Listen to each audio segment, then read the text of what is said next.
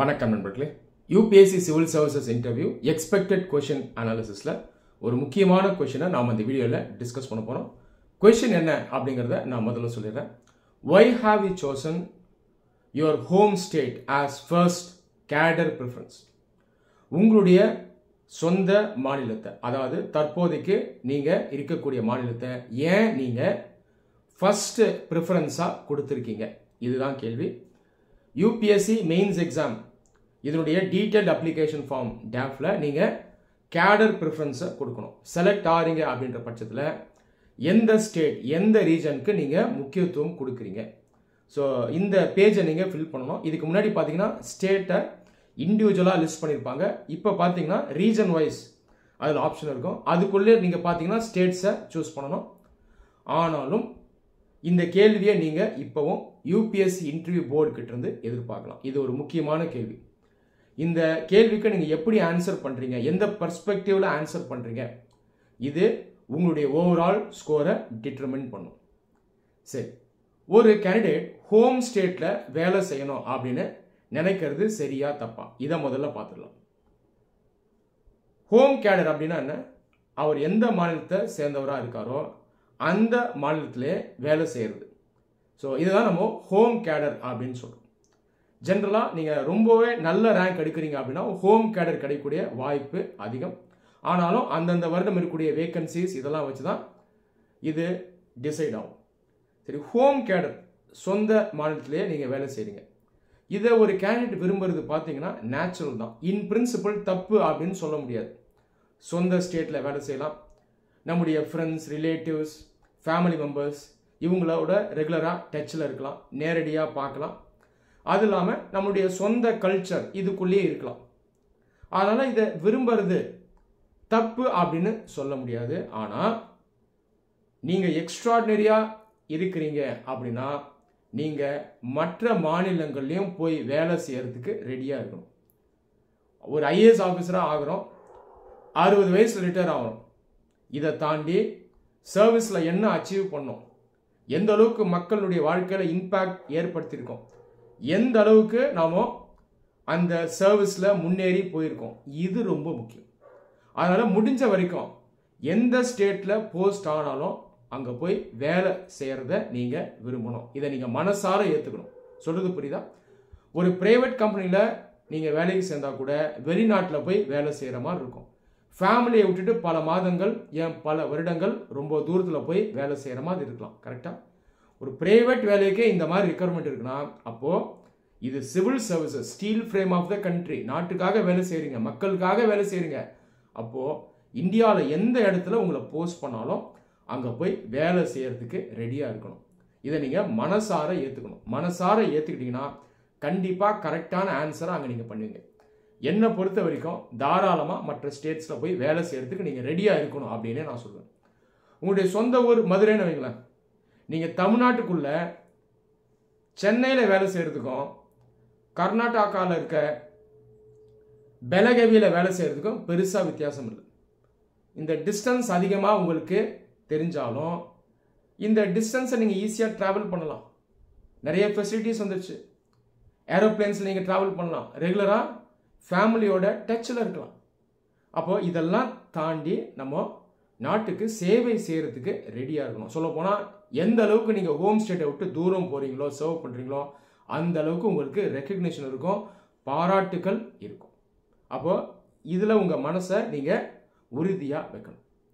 சரி, இந்த கேள்வியை கேட்குறாங்கன்னா எப்படி ஆன்சர் பண்ணுறது? ஒருவேளை நீங்கள் ஹோம் ஸ்டேட்டை தான் ஃபர்ஸ்ட் ப்ரிஃபரன்ஸாக கொடுத்து இருக்கீங்க, எப்படி ஆன்சர் பண்ணணும்? ஒரு சில மாணவர்களுக்கு பார்த்தீங்கன்னா ஒரு சில கன்ஸ்ட்ரெயின்ஸ் இருக்கும். உதாரணத்துக்கு அவங்களுடைய அப்பாவோ அம்மாவோ வயசு அதிகமானவங்களாக இருப்பாங்க, அல்லது அவங்களுக்கு ஏதாவது உடல் ரீதியான பிரச்சனை இருக்கும். அதனால் இவர் அவங்களோட கூடவே இருக்கிற மாதிரி ஒரு நிலை இருக்கலாம். அதனால் இவர் உண்மையாலேயே மற்ற ஸ்டேட்ஸில் வேலை செய்ய ஆசைப்பட்டாலும் ஹோம் ஸ்டேட்டை ஃபர்ஸ்ட் ப்ரிஃபரன்ஸாக மார்க் பண்ணியிருப்பார். அப்போ இவர் என்ன ஆன்சர் பண்ணுவார்னா இதையே சொல்லுவார். என்னுடைய ஃபாதர் ஆர் மதர் சிக்காக இருக்காங்க, இல்லை ரொம்ப ஓல்டேஜ் இண்டிவிஜுவலாக இருக்காங்க, அதனால் அவங்க கூட இருக்கன்னு ஆசைப்பட்றேன், அதனால் ஹோம் கேடரை கொடுத்துருக்கேன் அப்படின்னு அவர் சொல்லலாம். ஆனால் இங்கேயுமே ஞாபகம் வச்சுங்க, இதையும் தாண்டி நீங்கள் நாட்டுக்கு சேவை பண்ண ரெடியாக இருக்கணும்.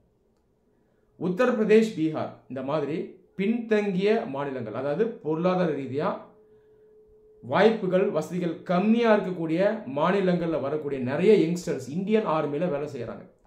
பீகாரில் இருக்கக்கூடிய இளைஞர் அப்பா அம்மாவை விட்டுட்டு கிராமத்தில் விட்டுட்டு காஷ்மீரில் இருக்கக்கூடிய சியாச்சன் கிளேஷியரில் வேலை செய்வார். என்னைக்காவது கம்ப்ளைண்ட் பண்ணாரா? நாம் இதெல்லாம் யோசிக்கிறோமா? அவர் எப்போ வேணால் உயிரிழக்க நேரிடும். உயிர் இழந்தாலும் அதை பற்றி பெருசாக யாரும் பேச மாட்டாங்க. அவர் இல்லைன்னா உள்ளே இருக்கிற ஐஏஎஸ் ஆஃபீஸர் இருக்க முடியாது. கரெக்டாக? அப்போது இந்த அளவுக்கு பெரிய அளவில் சர்வீஸ் பண்ணுறவங்க ஏற்கனவே இருக்காங்க. இவங்களை கம்பேர் பண்ணும்போது ஒரு ஐஏஎஸ் ஆஃபீஸருக்கு இருக்கக்கூடிய ரிஸ்க் வந்து ரொம்பவே கம்மி. செக்யூரிட்டி எல்லாம் ரொம்பவே பெட்டராக இருக்கும். நிறைய ஃபெசிலிட்டிஸை அரசு இவங்களுக்கு அளிக்கும். தேவைப்பட்ட அப்பா அம்மாவை கூடவே கூட்டிகிட்டு போய் வச்சுக்கலாம் ட்ரைனிங்க்கு அப்புறம். இப்போ இந்த அளவுக்கு ஃபெசிலிட்டிஸ் இருக்குது. அப்போது இதையும் நீங்கள் ரீசனாக சொல்கிறது கரெக்டாக இருக்காது. அப்போ இதையும் நீங்கள் மனசார ஏற்றுக்கணும். ரைட்டா? சரி, அப்போ எப்படி ஆன்சர் பண்ணலாம்? ஒரு சில பேர் என்ன சொல்லுவாங்கன்னா, ஹோம் ஸ்டேட்டில் தான் நான் வேலை செய்வேன் சார், இதுதான் என்னுடைய ஆம்பிஷன் அப்படின்னு சொல்லுவாங்க. காரணம் என்ன அப்படின்னா, நான் என்னுடைய ஹோம் ஸ்டேட்குள்ள சில விஷயங்களை செய்ய நினைக்கிறேன் அப்படின்னு அவங்க சொல்லலாம். ஆனால் இதுலேயும் பார்த்தீங்கன்னா ஒரு சேலஞ்ச் இருக்குது. நீங்கள் அதை கரெக்டாக ஜஸ்டிஃபை பண்ணணும். ஒருவேளை ஜஸ்டிஃபை பண்ணலை அப்படின்னா நீங்கள் இந்த மாதிரி ஆன்சர் பண்ணுறது கரெக்டாக இருக்காது. உதாரணத்துக்கு உங்களுடைய ஹோம் ஸ்டேட் தமிழ்நாடு. தமிழ்நாட்டில் ஒரு சில பகுதிகளில் இருக்கக்கூடிய பிரச்சனைகளை நீங்கள் பார்த்துருக்கீங்க. உண்மையாலேயே அந்த பிரச்சனைகளை களையணும் அப்படின்னு உங்களுக்கு ஒரு ஆசை இருக்குது, வைராகியம் இருக்குது, இதில் நீங்கள் கிரவுண்ட் ஒர்க் பண்ணியிருக்கீங்க அப்படின்ற பட்சத்தில் நீங்கள் இதை ஆன்சராக அங்கே கொடுக்கலாம். உதாரணத்துக்கு தமிழ்நாட்டில் இருக்கக்கூடிய பின்தங்கிய மாவட்டங்களான தருமபுரி, கிருஷ்ணகிரி, சிவகங்கா, ராமநாதபுரம் இந்த மாதிரி பிளேசஸில் இருக்கக்கூடிய மக்களுடைய பிரச்சனைகள் நீங்கள் பார்த்துருக்கீங்க. அங்கே இருக்க யங்ஸ்டர்ஸை உங்களுக்கு முன்னேற்றி கொண்டு வரணும்னு உண்மையாலே ஒரு ஆசை இருக்குது, வைராகியம் இருக்குது. இங்கே இருக்கக்கூடிய அக்ரிகல்ச்சர், இண்டஸ்ட்ரி இதெல்லாம் டெவலப் பண்ணோம் அப்படின்றதுக்கு உங்களுக்கு ஒரு விஷன் இருக்குது. அப்போது சொந்த மாநிலத்துக்குள்ளே இருக்கக்கூடிய பின்தங்கிய பகுதிகளுக்கு முன்னேற்றம் வரணும், அங்கே இருக்கக்கூடிய மக்கள் மேலே உங்களுக்கு உண்மையாலே பற்று இருக்குது, அன்பு இருக்குது அப்படின்னா நீங்கள் ஆன்சர் பண்ணலாம். அப்போது இந்த பிரச்சனைகளுக்காக என்னுடைய இந்த ஸ்டேட்குள்ளே நான் வேலை செய்ய நினைக்கிறேன் அப்படின்னு நீங்கள் சொல்லலாம். அங்கேயுமே என்னுடைய ஸ்டேட்னு சொல்லக்கூடாது, மை ஸ்டேட்னு சொல்லக்கூடாது, த ஸ்டேட் ஆஃப் தமிழ்நாடுன்னு தான் சொல்லணும். எப்பயுமே my state, your state, we they அப்படின்னு இன்டர்வியூவில் பேசக்கூடாது. அப்போ அந்த அளவுக்கு கன்விக்ஷன் இருக்குது அப்படின்னா ஆன்சர் பண்ணலாம். அப்படி இல்லைன்னா இதையுமே ஆன்சராக கொடுக்க கூடாது. சொல்கிறது புரியுதா? உதாரணத்துக்கு தமிழ்நாட்டுக்குள்ளே இனி தேதியில் இருக்கக்கூடிய மிகப்பெரிய பிரச்சனை டெவலப்மெண்ட்டுக்கும் என்வாயன்மெண்டல் ப்ரொடெக்ஷனுக்கும் நடுவில் ஒரு மிகப்பெரிய கான்ஃப்ளிக்ட் இருக்குது. ஒரு பக்கம் வளர்ச்சி கண்டிப்பாக தேவையாக இருக்குது, இன்னொரு பக்கம் வளர்ச்சியை கொண்டு வரணும்னு நினைக்கும் போது இது சுற்றுச்சூழலை பாதிக்குது, இது அக்ரிகல்ச்சரல் லேண்ட்ஸை பாதிக்குது. அப்போது இதில் ஒரு பேலன்ஸ் தேவை. தமிழ்நாடு டெவலப்மெண்ட்டுடைய சேச்சுரேஷனை நோக்கி போயிட்டுருக்கு. அப்போ இந்த ப்ராப்ளம்ஸை ஹேண்டில் பண்ணுறதுக்கு சிவில் சர்வன்ஸுடைய ரோல் வந்து இங்கே தேவையாக இருக்குது. இதனால் தமிழ்நாட்டுக்குள்ளே நான் வேலை செய்யணும்னு நினைக்கிறேன் மேடம் அப்படின்னு சொல்லலாம். ரைட்டா? சரி, இதெல்லாம் தாண்டி ஜென்ரலாக எப்படி ஜஸ்டிஃபை பண்ணுறது, இதற்கான பாயிண்ட்ஸை நான் தரேன். இதையுமே நீங்கள் மெக்கானிக்கலாக ஆன்சர் பண்ணக்கூடாது, மனசார ஏற்றுக்கிட்டு அதுக்கப்புறம் ஆன்சராக பண்ணணும். நான் கொடுக்கறது ஒரு ப்ளூ பிரிண்ட் தான், இதை வச்சு உங்களுடைய ஆன்சரை நீங்கள் இன்டர்வியூ போர்டில் கொடுக்கலாம். சரி, ஆன்சர் என்ன அப்படிங்கிறத நான் சொல்கிறேன். எடுத்த உடனேயே இப்படி தான் ஆரம்பிக்கணும். உண்மையாலேயே உங்களுக்கு இந்தியாவில் எங்கே வேணாலும் வேலை செய்ய ஆசை இருக்குன்னா முதல் பாயிண்ட்டே இதுவாக தான் இருக்கணும். Madam, I am ready to work anywhere in India. புரியுதா? இப்படி தான் ஆரம்பிக்கணும். இந்தியாவில் எங்கே வேணாலும் வேலை செய்ய ரெடியாக இருக்கேன். But given an opportunity to work in the state of Tamil Nadu, I would like to make use of it. ஆனால் தமிழ்நாட்டில் வேலை செய்யக்கூடிய ஒரு ஆப்பர்ச்சுனிட்டி கிடைக்குதுன்னா அதை நான் யூஸ் பண்ண விரும்புகிறேன். ஓகேவா? மேற்கொண்டு ஜஸ்டிஃபை பண்ணுங்க, ஏன் அப்படின்றத ஜஸ்டிஃபை பண்ணும். ஐ ஹம்லி ஃபீல் தட், என்னுடைய ஒரு ஒப்பீனியன் என்ன அப்படின்னா, I will get a first starter advantage. எனக்கு ஒரு முன்கூட்டியே வேலையை பெட்டராக செய்யக்கூடிய ஒரு அட்வான்டேஜ் கிடைக்கும். எப்படின்னா, I will get a first starter advantage because I know the language better, the local language better. I know about the socio-economic landscape of Tamil Nadu better. I know the geographical landscape of Tamil Nadu better. I know the important problems in Tamil Nadu currently. I feel that I will be able to interact better with the people at the grassroots level. For these reasons, I would like to make use of the opportunity to serve in Tamil Nadu. இப்படி சொல்லலாம். நான் அதை summarise பண்ணி சொல்கிறேன். இந்தியாவில் எங்கே வேணாலும் நான் வேலை செய்ய ரெடியாக இருக்கேன். ஆனால் தமிழ்நாட்டில் வேலை செய்கிற வாய்ப்பு கிடைக்கிறதுன்ற பட்சத்தில் அதை நான் யூஸ் பண்ண விரும்புகிறேன். எங்கேயுமே மை ஸ்டேட்னு சொல்லக்கூடாது, தமிழ்நாடுன்னு தான் சொல்லணும். காரணம் என்னென்னா, எனக்கு இந்த லோக்கல் லாங்குவேஜில் நாலேஜ் இருக்குது. சோஷியல் அண்ட் எக்கனாமிக் லேண்ட்ஸ்கேப், சமூக பொருளாதார ரீதியான அந்த நிலை என்னங்கிறது எனக்கு பெட்டராக தெரியும். இங்கே இருக்கக்கூடிய பிரச்சனைகளும் எனக்கு தெரியும்.